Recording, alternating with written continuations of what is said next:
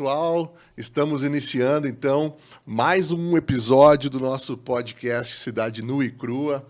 É o terceiro episódio já, estamos dando continuidade a esse importante projeto. E hoje estou recebendo aqui duas figuras ilustres da cidade de Santa Cruz do Sul. Primeiro, e eu já peço que se apresente, Graziel, por favor. Conta um pouquinho aí de ti para quem está nos acompanhando, por favor. Fica à vontade. Muito prazer, muito obrigado, Leonel. Agradeço a oportunidade de estar conversando com vocês hoje também, Marcos Bauert, nosso querido Carlão. Eu basicamente sou um jornalista, né, que tem um pé principalmente na comunicação política e na área da publicidade. Comecei muito cedo, ali com 17 anos, já trabalhava escrevendo artigos e notícias para um portal de tecnologia. Tive todo um desenvolvimento aí na área de tecnologia, escrevendo para portais de tecnologia. Também trabalhei em um e-commerce que vendia equipamentos para quem joga, cuidando de toda a parte de marketing e comunicação. Coordenei a campanha do nosso candidato a prefeito pelo Partido Novo na última eleição municipal, que foi o Carlos Eurico. Coordenei a parte de comunicação da campanha dele. Também fui jornalista em um jornal aqui da cidade. E logo após vim trabalhar aí contigo como assessor parlamentar, né? Eu sou assessor parlamentar na Câmara de Vereadores e estou lá trabalhando com o Leonel para tentar fazer um trabalho legal em prol da comunidade santacruzense. Obrigado pela oportunidade. Não, excelente.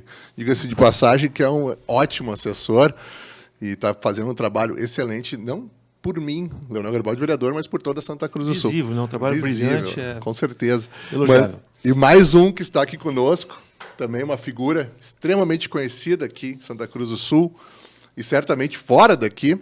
Ele que é um vereador já até, sinceramente, até peço que tu me recorde o período já de vereança, Carlão, porque eu me esqueço, mas tu pode te apresentar para nós aqui, para aqueles poucos que ainda não te conhecem, tá? Eu estou aqui comigo, então, meu colega hoje de partido, vereador Carlão, por favor, fica à vontade de ser presente. Muito obrigado, Leonel. Cumprimentos a todos aí, a ti, meu colega de bancada na Câmara de Vereadores, né? Com satisfação recebi o teu convite para ingressar no partido. Me sinto muito bem da forma como foi acolhido, né? Com carinho, por você e também todos os filiados do partido, nos encontros que nós já tivemos, né? Eu já pude sentir isso. Marcos Bauert, também conhecido de longa data, e o Graziel, que eu conheci agora na Câmara, que confirma as palavras, que faz um belo trabalho como assessor. E pelas palavras do Leonel, o Leonel certamente vai se reeleger como vereador, teu contrato já está renovado. Quem sabe? É uma boa, não é uma má ideia. Bem, enquanto a nossa pessoa, né, a gente tem uma história ligada aqui a Santa Cruz do Sul, desde a infância, né? Morador lá do bairro Arroio Grande, ligado às entidades, ao Flamengo, onde a gente se criou lá, estudando no Luiz Dourado. Depois eu trabalhei no Mercado Getter, no Arroio Grande. Depois eu fui prestar o serviço militar como soldado, fiz o curso de cabo, depois dei baixa e me convidaram para trabalhar no Banco Sul Brasileiro, onde eu fui trabalhar como estafeta. Naquela época, ser convidado para trabalhar em banco, Deus o livre, né? Era uma festa, né? Era um orgulho. Ali eu fiquei, então, a previsão era 1 ano, mas eu fiquei meio ano como estafeta, mas quando completou meio ano, já o gerente me convidou para trabalhar internamente no banco, né? Trabalhamos lá na compensação de cheque, né? E exatamente completando 1 ano no Sul Brasileiro, fui convidado para trabalhar no Banrisul, né? Naquela época estudava no Colégio Mauá, fazia o 2º grau, né, ensino médio. E nessa oportunidade, ainda no Banrisul, quando era na frente do quiosque, onde é o Centro de Cultura hoje, né? Casa Regina Simones, eu fiz o concurso para sargento do Exército, né? E foi muito disputado naquela época, eram 30, 40 para uma vaga, né? E felizmente fomos chamados. E aí eu deixei o banco e fui a Santa Maria fazer o curso de sargento nesse quartel, nessa unidade militar que está em Santa Cruz aqui, o 7º BIB. Lá realmente foi um curso muito puxado, nós começamos com 40 integrantes, terminamos só com 30, 10 desistiram, né? E uma vez aprovado, aí foi colocado o mapa do Brasil na nossa frente para escolher as unidades que nós queríamos. E eu escolhi Campinas, em São Paulo, né? Foi uma rica oportunidade, fiquei lá por 3 anos. Mas aí, sentindo também a dificuldade da família, especialmente meu pai, que tinha a doença do alcoolismo, me trouxe a consciência, me trouxe de volta para Santa Cruz, né? E chegando aqui em 81, né, levei meu pai para uma reunião de alcoólicos anônimos e 30 dias depois ele nunca mais tomou, né, sem tomar um comprimido, sem internar. Então, isso foi uma dádiva. Ele que estava praticamente... Bom, né? Muito bom. Eu abri um parênteses aqui no meio para contar essa história familiar, até no intuito, o Leonel acompanha muitas vezes, nós tocamos nesse assunto na Câmara para auxiliar outras famílias também. Sim. Isso foi em 81, ele que estava praticamente com os 2 pés na sepultura, vejam só. E ainda teve uma vida depois disso por 30 anos, imagina. Nossa. E a minha mãe, uma vida digna por 25 anos ainda. Que bonita contribuição. E aí eu prestei o serviço militar, servi como sargento aqui em Santa Cruz. Já havia feito o curso de aperfeiçoamento, era primeiro sargento, já sairia capitão na ativa, quando fui fazer uma cirurgia de joelho naquela época e convidado. E aí, nesse período, me convidaram para assumir a direção do Flamengo da Arroio Grande, e praticamente ninguém mais queria assumir, né? Nós assumimos, num ano, construímos uma sede social, no movimento comunitário muito grande, os associados também, e construímos a sede, conseguimos construir o ginásio, na época, no último governo do Arno Frantz ainda, né? Seu Mário Guil, são pessoas que nos ajudaram muito. Oswaldo foi muito parceiro lá, vice-presidente também, depois vereador. E aí foi. E a pessoa que se destaca na comunidade normalmente é convidada, né, para participar de pleitos eleitorais, né? E o meu compadre falecido, Léo Amaro Machado da Silva, me convidou, disse: Carlão, tu vai concorrer. Eu digo: não, Léo, tu tá louco, eu não vou concorrer, porque eu estava fazendo curso de Direito na época. Quando eu voltei para cá, em 81, fiz a Faculdade de Estudos Sociais, depois eu fiz Faculdade de História e depois pós-graduação em História. E, na época, eu estava fazendo o curso de Direito. Porque o que me levou a fazer o curso de Direito? Eu sempre tinha isso meio no sangue, assim, vontade. E aí uma colega minha, a Nara, era professora e me chamava de Francisco, né, que é o primeiro nome. Francisco, por que não faz o curso de Direito? Nath, sabe que é uma boa ideia. Eu peguei, me inscrevi, fiz o vestibular e foi aprovado, na primeira chamada já. E concluí o curso de Direito nos 5 anos. Ah, legal. E aí eu disse para o Léo, não, Léo, até pode ser que um dia eu concorra, mas eu vou terminar a minha faculdade de Direito, vou concluir meu tempo no Exército, eu sairia capitão na ativa, né? Depois eu vou. Disse: não, tu vai concorrer agora. E me pegou pelo braço e disse: vai de qualquer jeito. Que ano foi isso, Carlão? Hein? Que ano foi isso? Isso foi em 92, né? E aí saímos, aí fomos falar com o Rock Dick, com o Sérgio Moraes, naquela época toda, no fim nos filiamos no PL. No PL. Né? E eu era um ilustre desconhecido, só mais conhecido lá dentro do Exército, da família militar e no Arroio Grande, né? E aí concorremos e logo na primeira eleição nós fizemos 930 votos, que não era pouca coisa. Não, né? isso é bastante coisa. Elegemos junto com o teu pai naquela época, né? Sim. Nilton Garibaldi sempre foi uma referência para nós na Câmara, né? E o PL, naquela oportunidade, elegeu o Hermani o Hermani foi eleito prefeito, né? E o vice-prefeito, o Roque Dick. E nós elegemos 4 vereadores. José Alberto Wenzel, Zeno Assmann, né, Elo Schneider e eu. Naquela época eram 21 vereadores na Câmara, né? E dali seguiu a carreira. E a atividade militar ela não permite exercer as 2 atividades. Aí eu fui para a reserva, exatamente proporcional ao meu tempo de serviço, né? Então, o que eu ganho como aposentado, vamos chamar assim, né, como militar, exatamente os dias que eu trabalhei. Não tem um dia a mais, nem uma gratificação a mais também. Sim. E ali seguiu a carreira. Aí me elegi em 93, nós assumimos, né, como vereador. Em 94 já fomos presidente da Câmara. E aí, na reeleição, aí nós fomos de 930 para 2.100 e poucos votos. Já, nossa. Né? E aí depois o reconhecimento. Seguiu essa carreira e continuamos. Depois concorri 2 vezes a deputado estadual, mas é uma eleição muito difícil, né? Muito complicado e, para não me estender mais, nessa caminhada também fui convidado para ser presidente do Hospital Ana Nery, onde nós fomos presidente por 5 anos também, como presidente do Clube de Subtenentes Sargentos. Participo desde a criação da Universidade em Santa Cruz, do Conselho Superior da PESC, né? que são eu sempre digo nas reuniões da Assembleia, né? Eu penso que o Conselho Superior da PESC é a representação mais ampla e legítima da comunidade santacruzense. São em torno de 70 entidades que compõem a Assembleia, né? Muito representativa. E aí temos feito aquele trabalho. Em 2009 fui presidente da Câmara novamente, e depois de 2001 a 2004 fui secretário da Saúde, né? Eu gosto de dizer, né, uma questão de orgulho pessoal, né, que fui até hoje o único secretário da Saúde que durou os 4 anos fui eu, né? Que é um fenômeno. Mas por si não só. são méritos meus, evidentemente. A equipe da Saúde era muito dedicada, muito comprometida, né? E aí depois, em 2004, nós concorremos a prefeito, quando nós fizemos 28 mil votos. José Alberto Venz e Helena, que era considerado uma dupla imbatível, né? Nós estávamos até a última semana na frente, ainda na pesquisa, mas na reta final, por aquelas manobras políticas, né, tradicionais, né, conhecidas, e perdemos a eleição na última semana.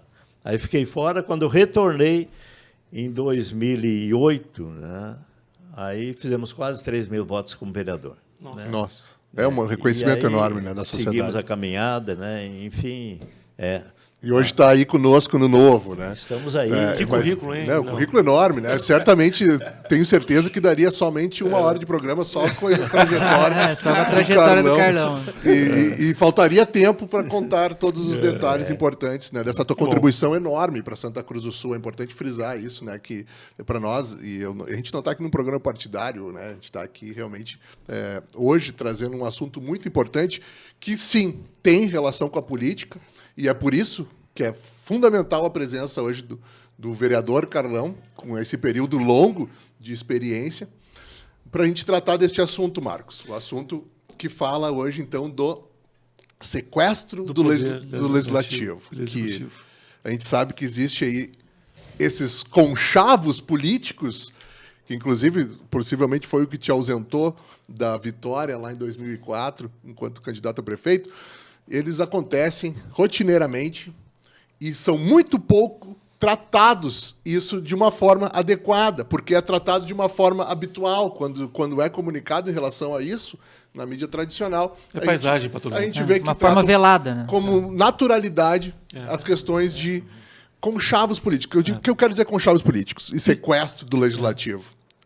É exatamente a compra de apoio e parceria política dentro do executivo fisiologismo, né? Com o legislativo, a compra de vereadores com cargos públicos, o comprometimento desses vereadores com pautas que são de interesse da prefeitura e, às vezes, nem tanto interesse do cidadão de qualquer cidade, porque isso não é algo exclusivo aqui de Santa Cruz do Sul. Não. A gente sabe que acontece em vários locais.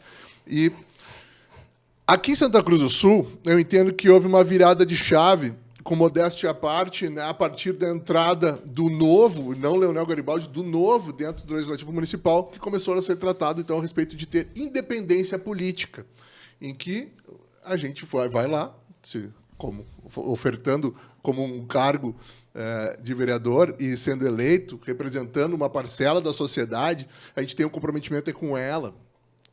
E, no entanto, o que a gente encontra, né, nas câmaras de vereadores não é nesse sentido. Então, quando eu fui lá e me perguntavam, tu é oposição, tu é situação, eu dizia sempre, eu sou independente. Por quê? No momento que tem bons projetos que vêm de encontro à sociedade, a gente vota a favor deles. E no momento que a gente entende que existe algo que não é benéfico para a sociedade, a gente vota contra ou procura ajudar a elaborar uma emenda, alguma coisa para melhorar esse projeto. Mas a presença do Carlão aqui é muito importante, Carlão. Eu já vou te chamar para o assunto pelo fato de que, tu tendo essa experiência política por muito tempo, e eu fui testemunha agora nessa minha entrada no Legislativo Municipal Santacruzense, que tu já praticava a independência. Porque, a princípio, o PSDB, o partido que tu era anteriormente, ele era da base do governo. Entretanto, eu verificava que tu votava conforme a tua consciência. E eu sei que tu não tinha cargos também dentro da prefeitura.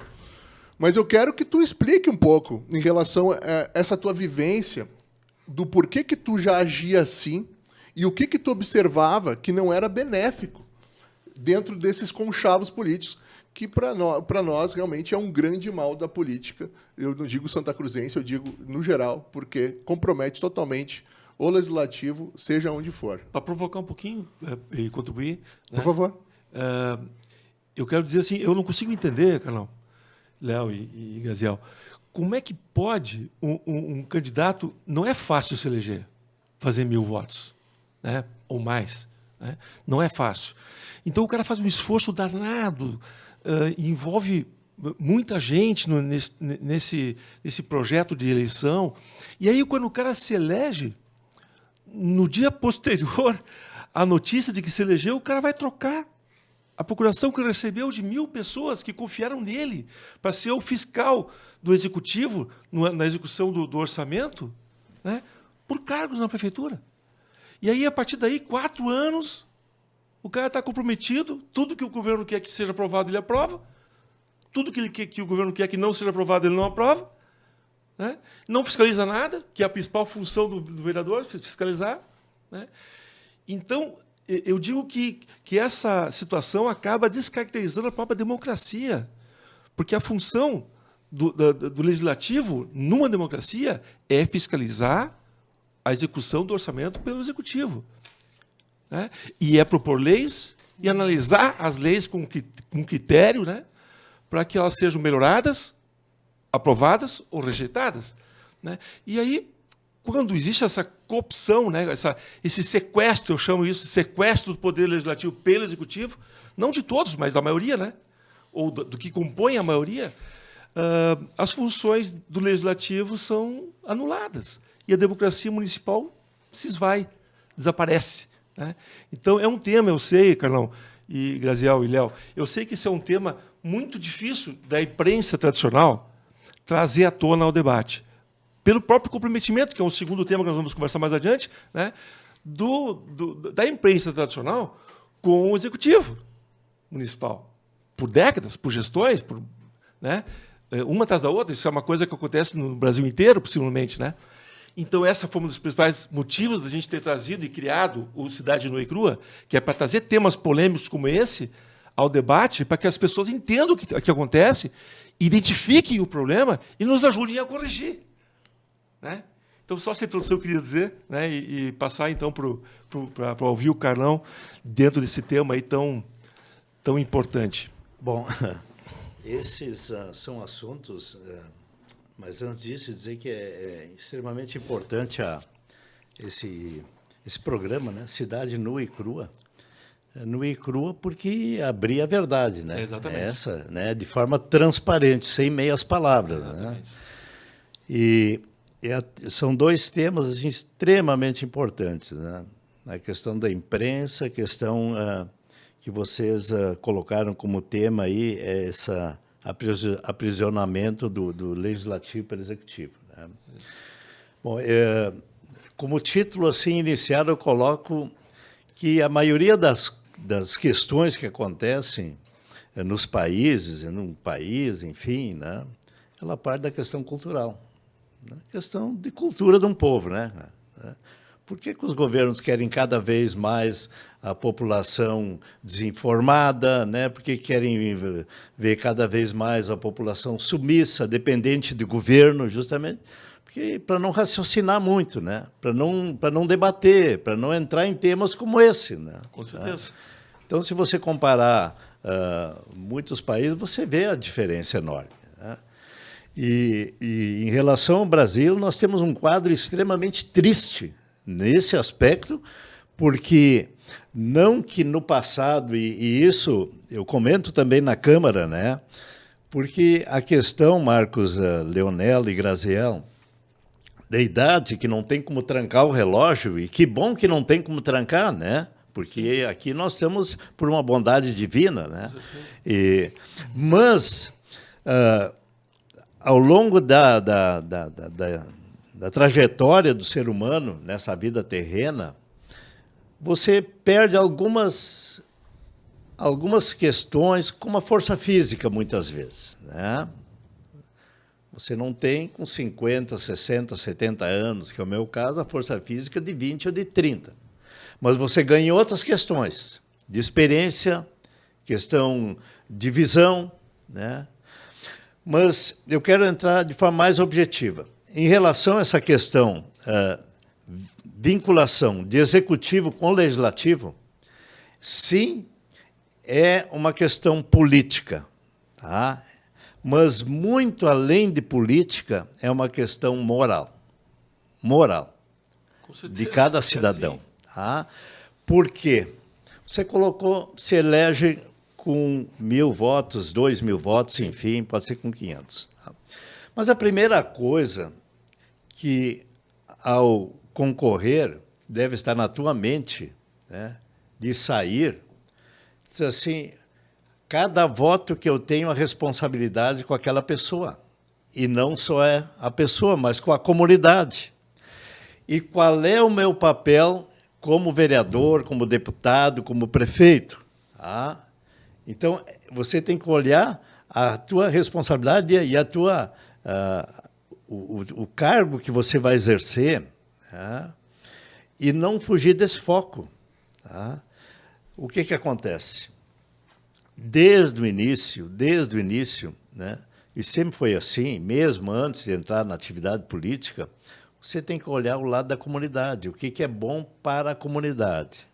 E o lado político, o aspecto político ele é um campo muito fértil, né, especialmente para aquelas pessoas que procuram olhar para o seu umbigo, né? E cada vez mais a gente percebe isso. Se você voltar no passado, né, pessoas como Leonel Brizola, como outros políticos tradicionais, eram pessoas que tinham a visão, né, da comunidade, queriam o bem da comunidade. O Brizola construiu milhares de escolas em pouco tempo. Tinha uma visão de que a cultura, a educação era fundamental. Até hoje a bandeira do PDT ainda, né? Então, essa questão assim, da prisão do legislativo, ela é muito mais moral de cada cidadão. Bom, aí eu tenho que olhar para mim. Certo? Eu fui nesse último governo agora, né, quando eu não pude concorrer a prefeito, né, numa decisão lá interna do partido,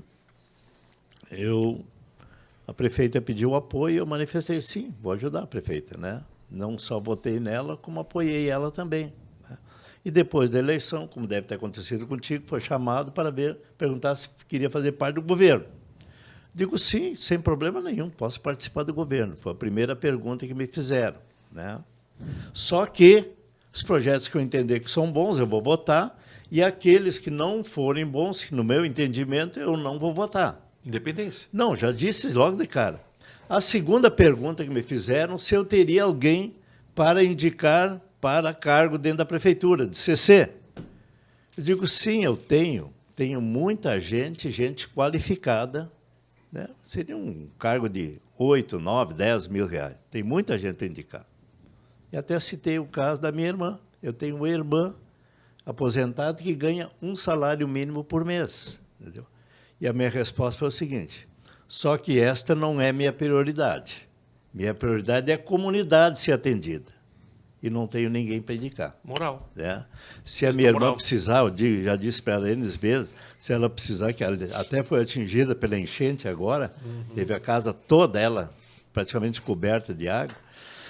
Se ela precisar, eu disse para ela, se tu precisar de algum recurso, tu me avisa, entendeu? Fala comigo que tu jamais vai ficar desamparada, né? E essa foi a minha resposta, né? O que acontece? Não é crime, Marcos, eu te indicar o Graziel para um CC na prefeitura. Tá? O crime é quando você tem que votar a favor no projeto que você não concorda. Senão tu perde o cargo que tu indicou. Não, e outra,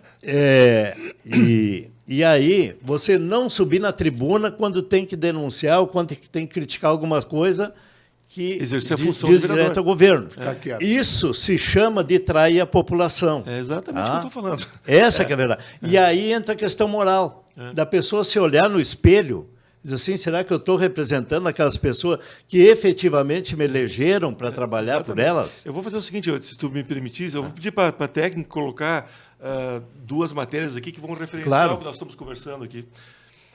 Vereadores rejeitam um projeto para instituir tribuna popular na Câmara de Vereadores do Rio Grande do Sul. Foi um projeto proposto por mim mesmo, no primeiro ano e o outro, aprovado o projeto que prevê financiamento de 200 milhões para o município. Prioridades. No primeiro projeto, rejeitaram por determinação do líder da bancada, líder do governo. E o segundo foi aprovado igualmente por determinação do líder do governo. Os 2 casos, o Tribuna Popular, por que não? Tanto é que depois acabou... Foi instituído, Até posso falar a respeito nessa situação. Pelo fato e até fazendo uma vírgula antes de tu iniciar, Léo. Por favor.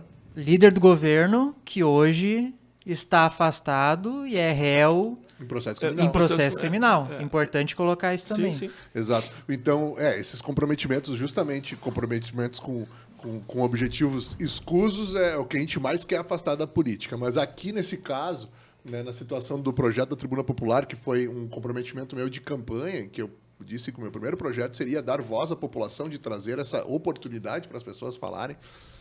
A gente teve essa situação porque era um projeto de resolução, dependia, né, da alteração do regimento interno da casa, para que as pessoas, o CPF, pudesse falar dentro da Câmara de Vereadores.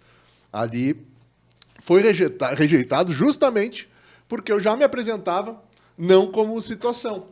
A rejeição veio, não havia justificativas. Eles diziam que já existia dentro do código do regimento interno da casa, e que poderia ser regulamentado. E o meu objetivo era, dentro daquele projeto de lei, regulamentar, fazer a estrutura funcional da Tribuna Popular. Entretanto,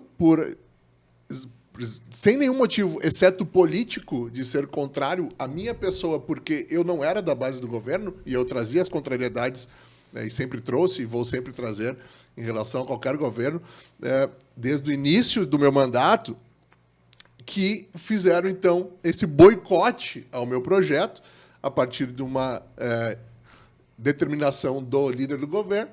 Então, rejeitaram a Tribuna Popular, que, no ano posterior, aí, através de uma nova reformulação que teve a partir do regimento interno, que foi feita toda uma reestruturação, uma atualização dele, foi regulamentado para, então, pessoas representantes de instituições poderem apenas CNPJ ter voz dentro da Câmara de Vereadores, e está sendo utilizado, e muito bem utilizado.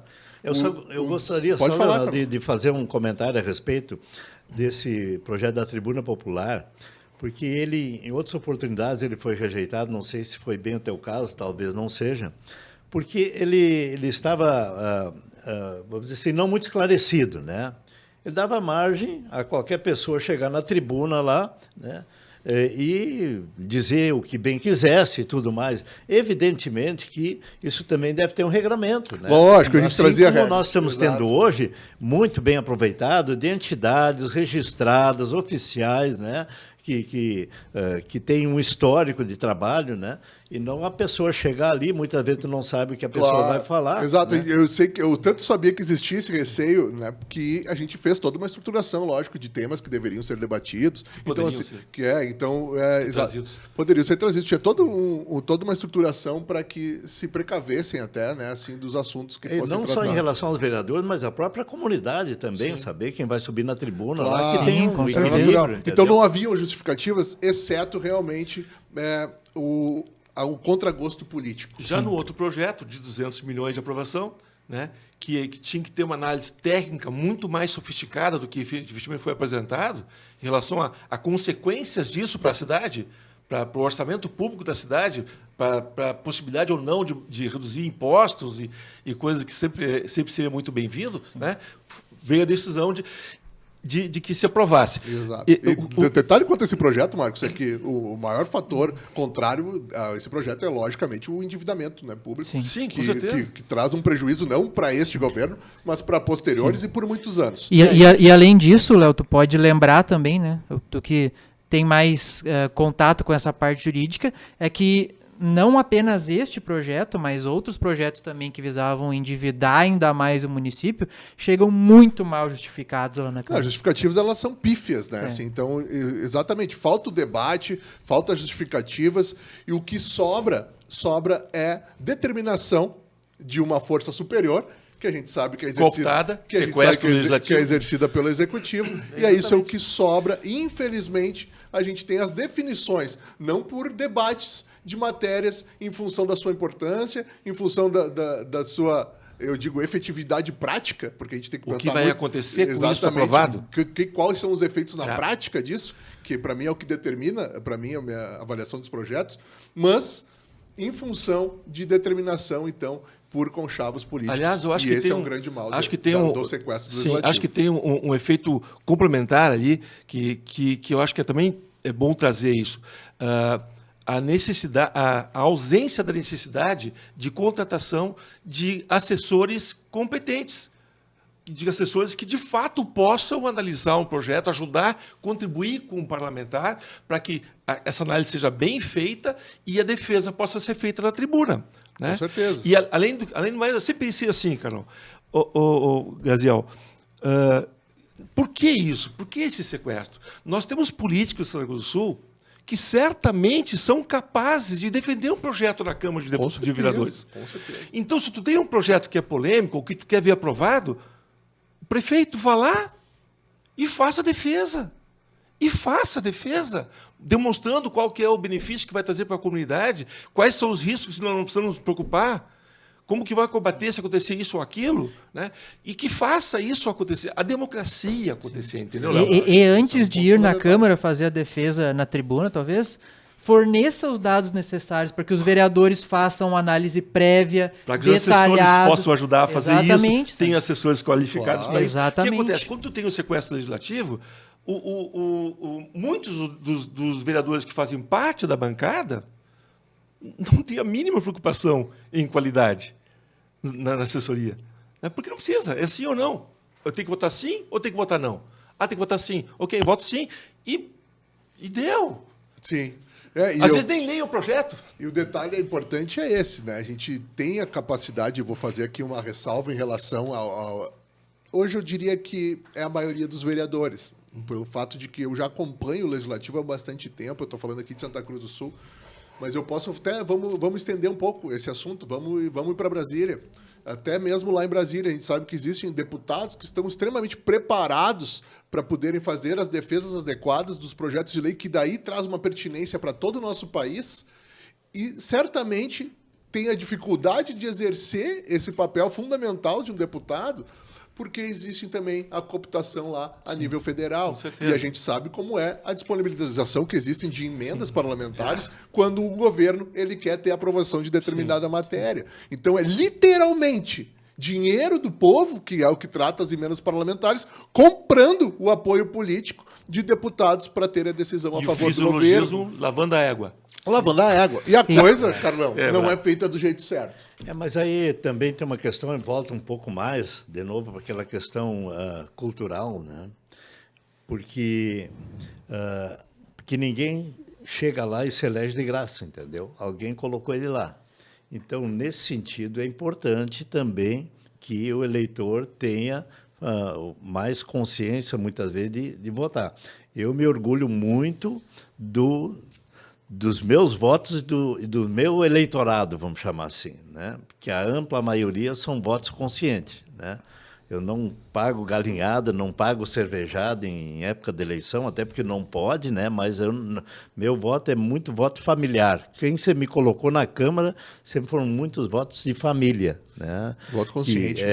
Então, isso, evidentemente, que te traz assim, um orgulho muito grande, né? Porque você não se elegeu em cima de pagar galinhada, essas coisas todas. Né? De festa e ainda tem isso, Carlão? Nem de promessas, entendeu? Porque é muito comum. É muito comum. Muito comum, depois da eleição, pô, fulano me prometeu aqui, me prometeu ali, e tudo mais, não cumpriu. Exatamente. Então, essa questão, assim, eu meço muitas palavras em época da eleição. Por quê? Porque pode chegar em qualquer lugar, né, de cabeça erguida, porque não tipo assim, eu não posso voltar em tal lugar porque lá eu prometi, iludi as pessoas e não voltei. Então, esse é um dos orgulhos que eu tenho. Sim, né? com certeza. De circular em qualquer lugar.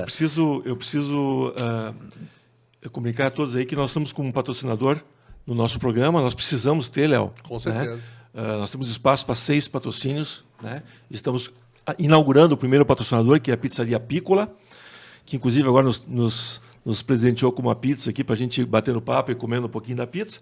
Peço ao pessoal da produção aí já nos entregar as ferramentas apropriadas para beliscar um pouquinho a pizza Piccola, que é deliciosa. Tá? Vocês devem estar vendo aqui na tela do nosso programa um QR Code, onde você pode pedir ali a sua pizza, né? E tem um cupom de desconto de 10%, colocando a senha, né? Cidade 10. O cupom Cidade 10. Isso. Né? Perfeito. Então, Bonito, é só colocar seu celular no QR Code, né? Vai estar lá o cardápio da Piccola. Você escolhe o seu sabor e faz o seu pedido enquanto a gente está nos ouvindo aí conversar, batendo papo sobre política e tudo mais. Se não tiver condição de botar no QR Code, também tem a possibilidade de acessar o link, né, Marcos? A gente vai sim. botar o link também para todos nos nossos... Está no link já. Já pode clicar no link ali, vai também No acessar. link do YouTube e no link do Spotify. Exato, também. vai poder acessar então direto. Na descrição? Na descrição, exatamente. Na descrição vai ter ali a nossa definição ali do nosso programa, vai ter também o link para poder acessar o cupom de desconto. E eu quero aproveitar, não quer chamar o quadro do perfeito. A gente tem o nosso quadro, nosso segundo momento, então, com o nosso bibliotecário Teves, a dica do bibliotecário Teves, enquanto a gente vai dar início aqui a essa degustação dessa pizza, que está muito bonita, por sinal da Piccola, a gente vai chamar aqui, então, a dica do bibliotecário Teves, para vocês acompanharem quais são as dicas de livros que o Teves está trazendo para nós no programa de hoje, tá? Então, acompanhem aí, por favor. Boa noite, Marco Baumhard, Leonel Garibaldi, demais participantes do programa Cidade Nua e Crua. E para você, apreciador do programa, meu forte abraço fraternal. A dica de hoje dos livros serão: para iniciantes, sugiro Aldo Huxley, Admirável Mundo Novo, um livro escrito em 1933, praticamente quase 100 anos, mais atual do que nunca na ficção científica como na ficção jurídica. Para avançados, eu sugiro o livro da Ingrid Betancourt, Não Há Silêncio que Não Termine. O livro da colombiana que foi sequestrada pelas Farc quando era candidata a presidente do país, onde ela relata os 7 anos, quase 7 anos, que ela ficou sob o domínio da Farc, longe da família, principalmente dos filhos, crianças, onde ela praticamente só retornou a vê-los quando quase já adultos. Então, é um livro que leva muita reflexão, além de aprendizado sobre Farc, Colômbia, sobre o próprio sequestro, né, sequestros ideológicos. Então, essa é a dica do bibliotecário Teves de hoje. Para iniciantes, eu sugiro Aldo Huxley, e para leitores mais acostumados com livros maiores, Não Há Silêncio que Não Termine, de Ingrid Betancourt, e Aldo Huxley, Admirável Mundo Novo. Vocês já sabem que todos os livros que nós recomendamos, que eu recomendo, estão nas melhores bibliotecas públicas. Tá bom? Um forte abraço do Teves. Muito legal, né, Léo? Excelente. Essas dicas do Teves. Eu quero dizer também assim, que é tremendamente importante essa ferramenta de crescimento intelectual que é a biblioteca pública. Praticamente todos os municípios, os principais municípios do estado, do país, enfim, têm a sua biblioteca pública. E como a gente tem uma deficiência nas entregas da educação, né, que é um assunto, inclusive, bastante conhecido, tal, e comentado, a biblioteca pública ela supre uma deficiência daquelas pessoas que querem ser autodidatas e buscar informação para construir o seu futuro, né? E assim, aqui em Santa Cruz do Sul, a gente, de fato, tem uma biblioteca pública muito qualificada, né? Com muitos livros. Nós vamos, em um ano, Léo, nós vamos indicar, através do trabalho do Teves, do bibliotecário Teves, em torno de 104 livros com um foco liberal e conservador, né? Para que as pessoas tomem conhecimento dessa literatura que tem lá disponível, e tem outras também, de outros vieses, logicamente, é uma biblioteca, né? Essa disseminação desse tipo de informação é fundamental, né? A gente sabe que os índices do IDEB eles são baixíssimos, né? Infelizmente, no nosso país, e a gente estava falando aqui muito de questão cultural, para a gente ter um desenvolvimento intelectual, né, melhor, a gente precisa ter acesso às bibliotecas públicas, né? Então, certamente, trazendo essas contribuições através do bibliotecário Teves, eu te agradeço, Teves, tá, por estar fazendo essa participação nesse nosso quadro. Muito valiosa. Muito valiosa, para que a gente consiga ter as pessoas acessando essas informações de uma forma mais fácil e saberem que são muito bem-vindas na Biblioteca Pública Municipal. Quer dar uma contribuição, Carlão, sobre isso? A questão de livro... Enquanto o Carlão fala, eu vou comendo aqui, com licença, Carlão. Não se comenta da importância, né? Porque ali está escrito, estão contidos experiências, né? de milenários, né? Assim como na própria Bíblia, né? Sim. Eu seguidamente comento, né? Eu não ando com a Bíblia debaixo do braço, né? Mas eu acho que um dos grandes problemas que acontecem, né, é justamente esse afastamento, né, dos ensinamentos de Cristo. Sim. E não precisa ler a Bíblia inteira. Eu praticamente resumi, né, os dizeres ali em 2 palavras, né? E que, sem dúvida alguma, se aplicam em todos os campos. Na política, então, nem se comenta. Amar e servir. Sim. Né? Amar e servir. E nós, políticos, até recebemos pagamento para fazer isso, entendeu? Sim, sim. Né? Então, nós voltamos à origem da nossa conversa, da questão ali da pessoa, no popular, se vender ali, sim, entendeu? Depois que ele foi eleito. Porque, na verdade, nós que temos cargos, Leonel, lá, eleitos pela população, primeira questão assim, que tem que ser olhada é a questão do orgulho de estar lá sentado e da confiança naquelas pessoas que nos colocaram lá. Com certeza. Né? E aí, a outra de prestar um serviço à altura. Sim.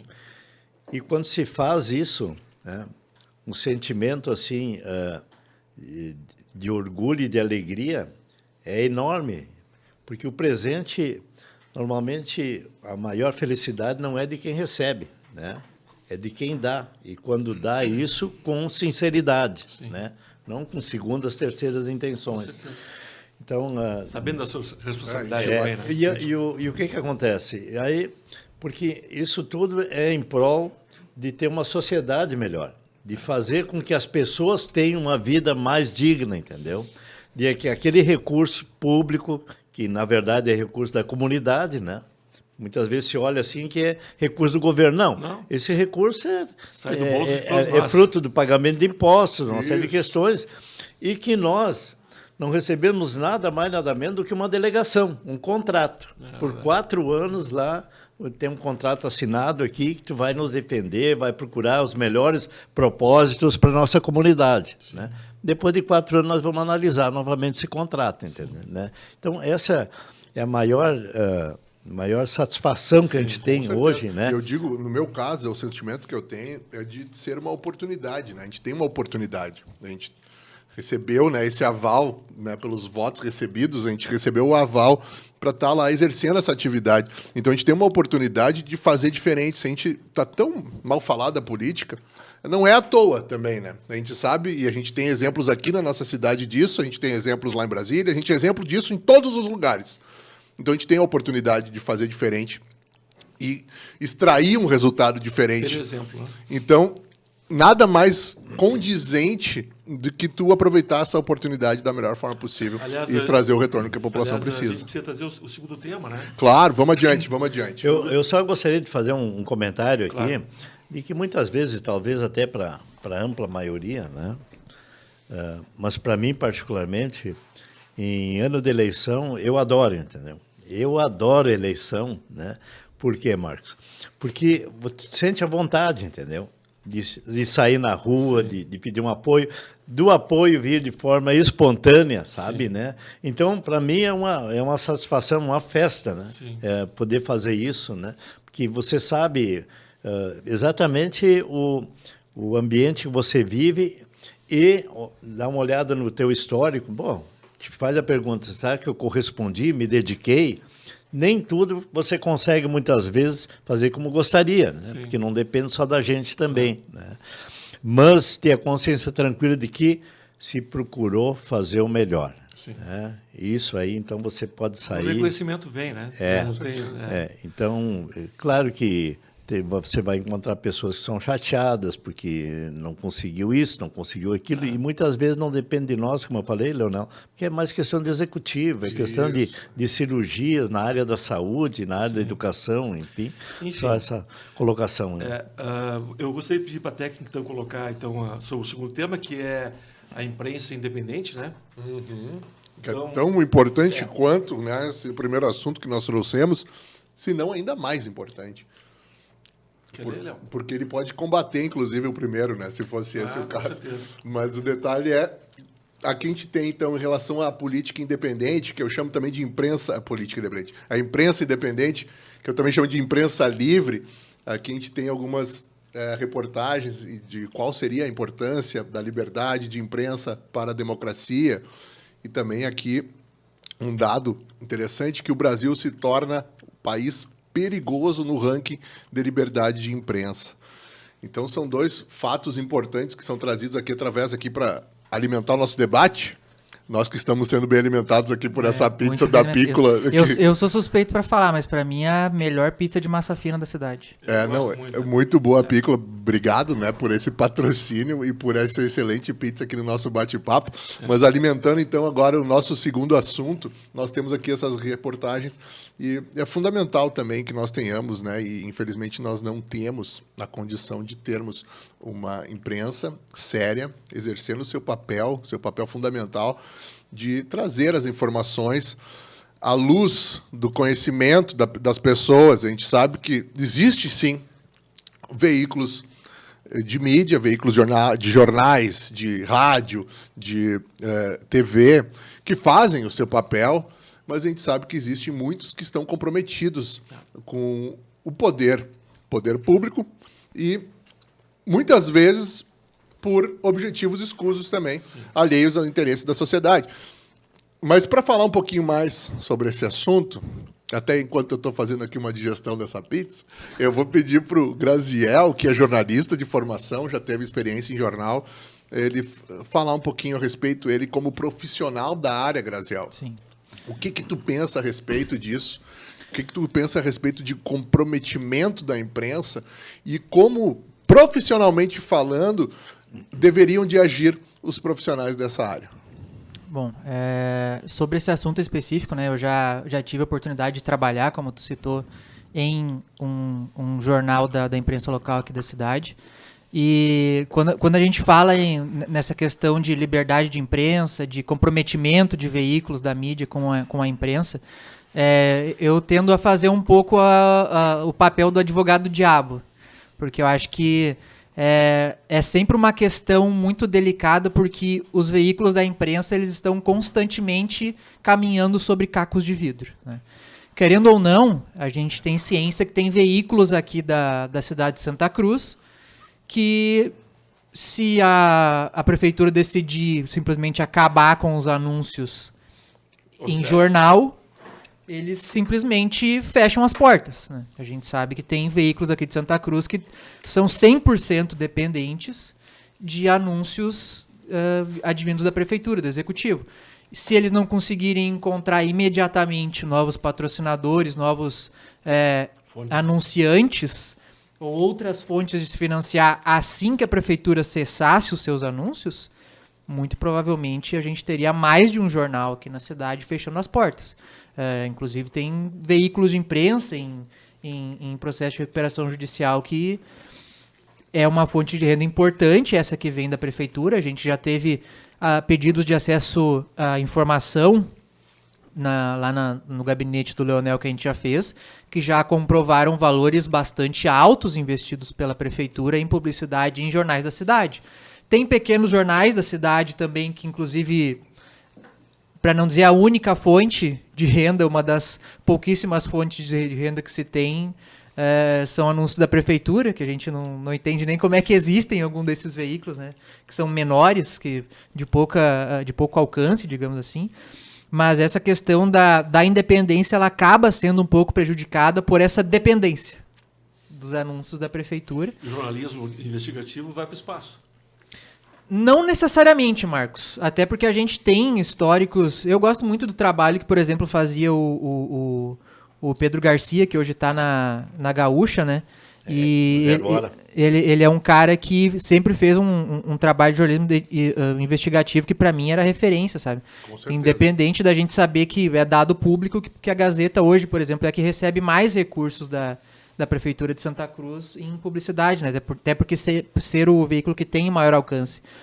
Mas eu acho que, sinceramente, assim, não necessariamente isso prejudica a capacidade do jornal, do veículo e dos próprios jornalistas que estão lá dentro fazerem um bom trabalho de jornalismo investigativo.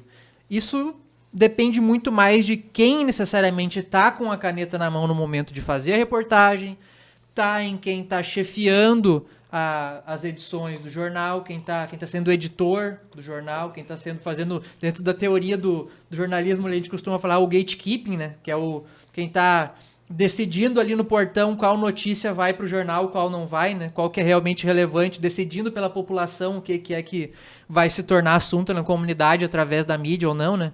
Mas eu acredito que sim, é muito possível, mesmo tendo esse comprometimento econômico, digamos assim, é bastante possível, mas é algo que fica bastante prejudicado, é algo bastante delicado por essa dependência. E eu te pergunto, então, caso não houvesse esse comprometimento e houvesse, então, essa dificuldade econômica, em função de não ter o pagamento do poder público, como anunciante do jornal, determinado jornal, tu acha que se fizesse um jornalismo sério, pautado em situações do cotidiano das pessoas, em que fosse de interesse do público em geral, tu acha que isso seria o suficiente para viabilizar economicamente um jornal? Qual é o teu pensamento em relação a isso? Eu digo que depende, porque hoje tem uma questão que é bastante relevante também, é a questão do contexto do mercado jornalístico, né? Do mercado do jornal hoje. A gente tem veículos literalmente fechando as portas, muito mais do que tem veículos de imprensa abrindo as portas nesse momento, né? A gente tem o exemplo do pessoal do Grupo Arauto, que decidiu encerrar a produção do jornal impresso, por exemplo, né? A gente não conhece qual que é o contexto deles tomarem essa decisão, mas editorialmente foi uma decisão que eles divulgaram como objetivo de focar mais no digital.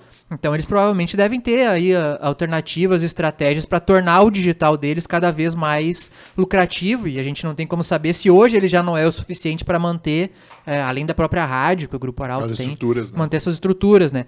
Então, sim, a gente tem vários veículos de comunicação hoje que conseguem fazer um excelente trabalho mantendo sua independência sem prejudicar a questão de deixar aberto ao público editorialmente qual que é a sua linha que segue, né? Como a gente tem, por exemplo, o exemplo da Gazeta do Povo, que é exemplo nacional de jornal que consegue se financiar, que tem ali a linha editorial, ele deixa muito claro que é um veículo de imprensa pró-mercado e, ao mesmo tempo, faz todo o esforço necessário para se manter o mais, digamos assim, afastado de tomar lados. Gazeta do Povo é da onde? Gazeta do Povo é do Paraná, Curitiba, né? de Curitiba, se eu não me engano. E eles são hoje, a nível assim, de jornalismo como negócio, uma referência a nível nacional, né? Então, Digital, né? Então, sim. Vai ser Eles mostram que é possível fazer um bom trabalho e se manter financeiramente sustentável, né? Sabe que eu vejo que a Gazeta do Povo trouxesse um bom exemplo, né? Revista Oeste, um bom exemplo, e outros tantos que estão aí entrando nessa área de serem independentes, né? De não dependerem de forma alguma de recursos públicos. A base deles conseguirem fazer isso é basicamente a seriedade do trabalho dos caras.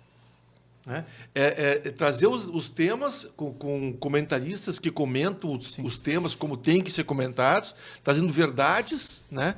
Não denunciando os fake news governamentais, vamos dizer assim, né? Sim. E o reconhecimento da população, dos ouvintes, dos leitores e tal, dos internautas. Eu acho que valoriza. Eu acho que valoriza, sim. Né? Por isso que o meu pensamento é nesse sentido, de que se tiver uma imprensa séria, em que vai trazer as informações fidedignas com aquilo que de fato acontece, eu acho que vai ter o reconhecimento, sim, e vai ser possível a sua mantença. Eu acredito nisso, porque eu acredito basicamente na inteligência da sociedade em saber fazer essas avaliações e apoiar as ideias certas. Eu acho que nos últimos 10 anos houve uma evolução muito grande da consciência política dos brasileiros. Com certeza. Né?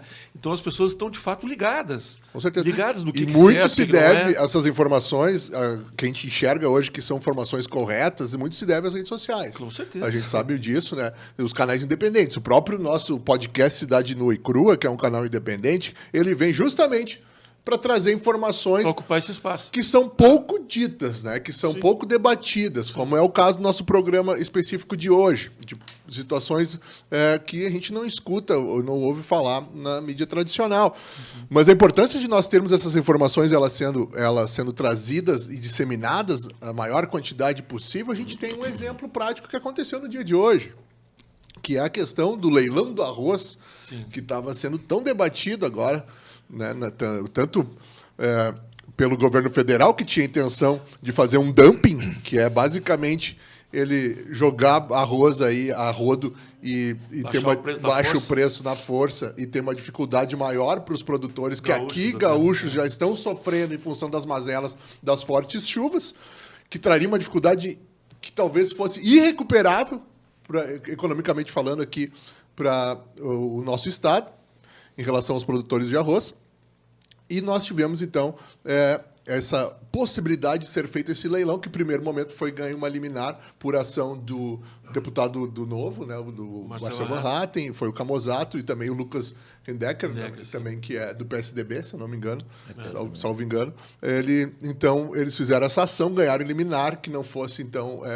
não prosperasse esse leilão. Entretanto, teve um retorno, né? O leilão ele foi possível de se ocorreu, e aí a gente viu uma série de irregularidades que foram trazidas à tona pela rede social. Pela rede social. Não se via canal de comunicação tradicional, de grande mídia, falando disso.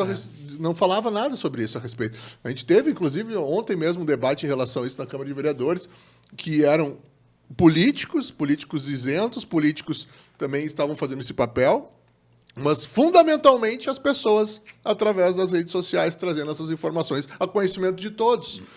Que, no meu entendimento, seria o caso, numa situação dessa, de uma ação bilionária, que era essa intenção desse leilão, de 7 bilhões sendo destinados, sabe-se lá de que forma, porque a gente já viu as irregularidades e quais eram os objetivos que haviam por trás disso, que denunciaram essa situação, que deveria de ser feito pela mídia tradicional, que hoje a gente teve o resultado, que foi o cancelamento desse leilão. Então a gente consegue trazer bons efeitos através da informação correta sendo disseminada. Isso é bastante relevante mesmo, Léo, trazer essa questão da independência, mas o que para mim é algo bastante relevante, que eu reforço aqui, é que eu sou um cara que nunca acreditou em imparcialidade. Para mim, imparcialidade é um negócio que não existe.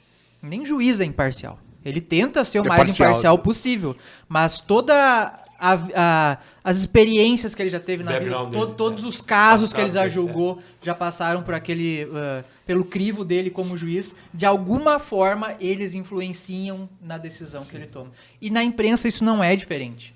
Então, pelo menos na minha visão, essa questão de se vender tanto a imparcialidade na mídia, no jornalismo, é um negócio que está literalmente acabando com o jornalismo do Brasil. Por que não deixar claro que, por exemplo, uma Folha de São Paulo é de esquerda? Já se sabe que a maioria dos jornalistas da Folha de São Paulo são de esquerda. Sim. Por que não abrir editorialmente, como faz a Gazeta do Povo, que a gente trouxe aqui, que tem um perfil mais alinhado com outro espectro político, entendeu? Quem está lendo já escolhe. Exatamente, assim como é a Cidade Nua e Crua, que é bastante claro para qualquer um que assiste qual que é a linha que a gente tem de entendimento para nossa cidade, um perfil mais liberal, com mais liberdade, tanto de imprensa quanto liberdade econômica, liberdades sociais até em algum nível. Então, eu acho que a ideia quando se fala em liberdade de imprensa é sim garantir que se tenha cada vez menos essa dependência do poder público, mas também que a imprensa adote um perfil de atuação que seja mais coerente com o que o público espera hoje, porque o público já está ciente de que essa imparcialidade simplesmente não existe. Eu acho bem interessante a tua colocação, até mesmo em respeito às pessoas, né? Eu estava falando de que eu acredito na inteligência das pessoas e na avaliação delas. Eu acho que mais fundamental mesmo que se ter a liberdade em si, né, ou a gente ter aqui as questões trazidas como independência, como liberdade livre, de imprensa livre, mas o fundamental realmente é o respeito, que seja tratado com seriedade, de fato, qual é o seu viés. Eu acho que isso que é importante a gente realmente tratar aqui e trazer, né, esse tipo de reflexão para que a imprensa, além de livre, ela respeite, sobretudo, a inteligência do cidadão, né, que vai se alimentar do conteúdo que eles estão trazendo. Então, acho que é um ponto bastante fundamental mesmo desse debate que a gente chega. Eu gostei muito do teu raciocínio, Graziel. Acho que é por aí mesmo. Verdade. Gente, o papo está excelente. A gente poderia prolongar por muito tempo, mas a gente já bateu aqui nossa 1 hora. Eu gostaria de agradecer. Gostaria, Leonel, só de... Eu, inclusive, vou passar a palavra. Agora, ao final, a gente sempre faz, Carlão, as considerações, e considerações livres, tá? Então, antes de a gente fazer o encerramento, todo mundo vai ter a oportunidade de falar, tá? Então, já começo aqui por ti, Carlão, para que tu faça aí tuas considerações e fale o que tu quiser. É o momento de abrir o coração, inclusive, tá? Se quiser falar aqui, né, o que for que tiver que falar, pode falar, Obrigado. Fica à vontade. Eu gostaria de voltar a esse tema aí que foi falado na imprensa livre, né? Porque é um assunto de extrema relevância, é um campo assim que se deve ter bastante cuidado também em analisar, porque via de regra assim, sai uma notícia boa para ti no jornal, a imprensa é boa, entendeu? Né? Aí sai uma notícia ruim, a imprensa não presta, né? Tanto no rádio quanto no jornal. Mas a relação que eu faço, até de certa forma, com a questão de vinculação de base de governo com o executivo. Né? Não é crime fazer parte de base de governo. Claro que não. Né? Só que você tem que ter parâmetros, tem que ter limites, tá? E tem que ter consciência da sua atividade. Né? E a imprensa não é diferente. Ela é livre, ela recebe recurso público, que não é nenhum crime, entendeu? Mas chega num certo ponto, ela tem que colocar e olhar, diz assim, qual é o meu papel, né? Como imprensa. E qual é o maior patrimônio. Eu não sou mestre na área, como é o Graziel, mas qual é o maior patrimônio nem só de um meio de comunicação, do ser humano? Tá? Credibilidade. Todo mundo pensou na mesma palavra. Então, volta e meia eu chego lá no comércio, no Arroio Grande, em qualquer lugar da cidade. Você não tem um centavo no bolso, entrou lá, esqueci minha carteira em casa e tudo mais. O mais importante que o dinheiro é você ter crédito. Sim. Né? É ter crédito. Não, pode levar, passa amanhã depois, aí acerta, entendeu? Né? Então, isso é muito mais relevante. E um meio de comunicação que é de extrema importância, de levar a informação para a comunidade. Quarto poder. né, ele também deve ter limites, né? Deve ter tetos. Não, eu não posso ser defesa de tal governo, sabe? Não é porque está colocando recurso aí. E nisso os governos, de um modo geral, são muito bondosos, vamos chamar assim, são muito criativos, né? De colocar lá para não sair nada, né? Então, eu ainda particularmente entendo que nós temos uma imprensa a nível local ainda que tem os seus limites aqui. Eu acho que a maior prova disso que nós tivemos foi a Operação Controle, né? Quando Sim. foi deflagrado também que saiu. Claro que tem certas coisas que nós colocamos na Câmara lá que não sai, que a gente gostaria que saísse, né, Leonel? Em outros tempos sairiam. Outros tempos saíam. Eu também quero fazer referência, e falei isso inclusive na Câmara também, a questão está em Porto Alegre agora, do Pedro Garcia. Pedro Garcia, né? Que é um profissional assim, de extrema qualidade, de comprometimento, seguidamente nos ligava para pegar informações, né?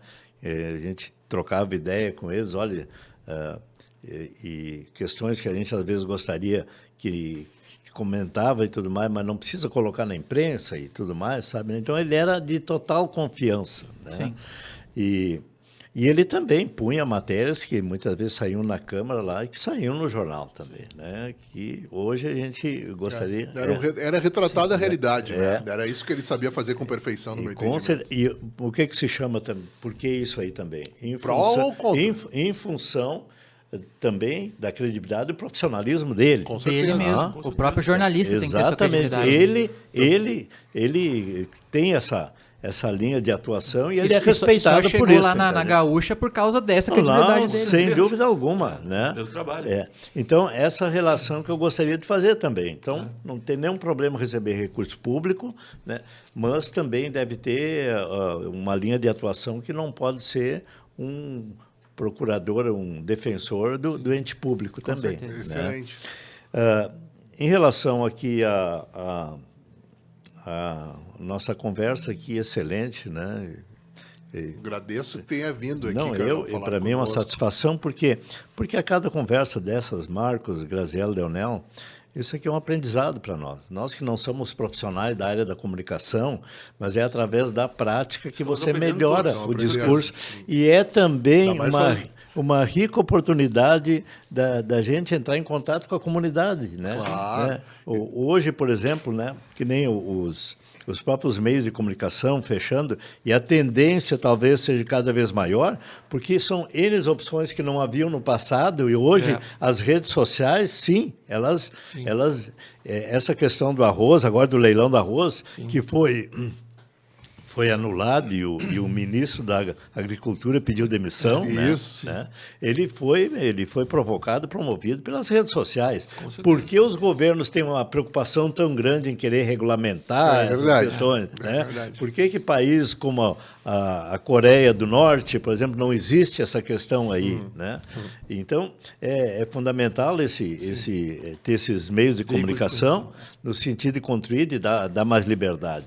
E muito obrigado pela oportunidade de estar aqui, dentro da nossa simplicidade, poder contribuir com algumas É uma satisfação questões, e certamente né? teremos mais oportunidades. Mais oportunidades, Mas a comunicação nunca é fácil, né, Marcos? A comunicação nunca vai dar mais de boca cheia Não, aqui. mas eu só gostaria, eu só gostaria de colocar que já me escalo com essa pizza aqui para a próxima. A pizza estava excelente. Já fazendo minhas considerações finais também, não tem como não agradecer o pessoal da Pícola, né? Ainda que a gente tenha aqui, né, que tenha expertise técnica em comunicação e tem me ajudado muito em relação a isso, Carlão. É o Graziel. Espero que E, sim. por favor, conclua aí as tuas palavras. Só, primeiro, de forma bem breve, né? Agradecer o pessoal da Pícola aí por estar mandando essa pizza aqui pra gente e com certeza você é um usuário assíduo aí do cupom de desconto do pessoal do Cidade no iCru aqui. Mas eu queria concluir então a minha fala de uma forma muito breve, muito rápida, fazendo já que eu fiz o papel de advogado do diabo, né? Também dá uma cutucada que eu acho que é muito relevante, né? Assim como é bastante delicado, para não falar outras coisas, que um vereador na Câmara de Vereadores tem a sua influência talvez indevida dentro do executivo, por N objetivos ou motivos, né, que a gente não cabe aqui fazer nenhum julgamento de valor, mas assim como isso é bastante questionável, também é bastante questionável que membros da direção de jornais da cidade tenham parentes atuando como CCs dentro do executivo, do legislativo, né? Isso é algo que se torna bastante questionável para a direção, comprometedor para a direção desse jornal que algo como isso aconteça, né? Então, embora eu tenha feito esse papel de advogado do diabo ao longo do episódio aqui, eu acho que isso é algo que a gente não pode simplesmente ignorar. E é algo que coloca em xeque muitos pontos relevantes para um veículo da imprensa. Sobretudo o ponto fundamental, que é credibilidade. Exatamente, exatamente. Então é algo que essa é a contribuição que eu gostaria de colocar. Agradeço mais uma vez pela oportunidade de estar conversando aqui com vocês. E sempre que vocês acharem que a gente tiver alguma coisa para contribuir, eu vou estar à disposição, especialmente se tiver uma pizza da Pico. Claro, com certeza, Graziel. Eu já vou me despedindo aqui também, pessoal. Logicamente, eu sou Leonel Garibaldi. Eu me esqueço de me apresentar no início, mas eu não me esqueço de me apresentar no final. Pode nos acompanhar, então, Cidade Nua e Crua. E, logicamente, né, para fazer o fechamento e encerramento com chave de ouro, eu tenho que chamar aqui o meu amigo de sempre, Marcos Balmer. Por favor, a palavra é sua, Marcos. Mais um episódio, então, do Cidade Nua e Crua, que eu tenho certeza que vocês gostaram muito de ter acompanhado.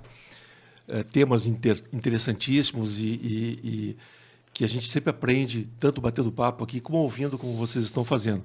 Quero agradecer principalmente a vocês que estão nos ouvindo, nos assistindo no nosso programa Cidade Nua e Crua. Pedir que vocês curtam o programa, que se inscrevam no canal. Nós precisamos de 100 inscritos para poder começar a fazer ao vivo o programa. Nós estamos hoje, eu vi estava com 75 inscritos. Está quase. Nós estamos com... Esse aqui é o terceiro programa, a recém, né? Uhum. E já passamos de 500 visualizações nos 2 programas, né? E eu tenho certeza que isso vai ampliar cada vez mais. Agradecer então a vocês, agradecer muito a Pícola, a Pizzaria Pícola, que se juntou a nós nesse esforço de patrocínio. Falar para os demais empresários que têm os seus produtos, que queiram apresentar os seus produtos, ou que nós possamos contribuir para que eles sejam mais conhecidos e a venda aconteça também, que se tornem, procure a gente, se tornem... na descrição. Sim, se tornem patrocinadores também, tá? A forma de contato está na descrição do YouTube. E aguarde que os próximos programas vão ter sempre programas muito interessantes. Agradeço ao Carlão, agradeço ao Graziel, né? Ao meu parceiro, Leonel Garibaldi, e até o próximo episódio. Um abraço. Tchau, tchau, pessoal. Tchau, tchau.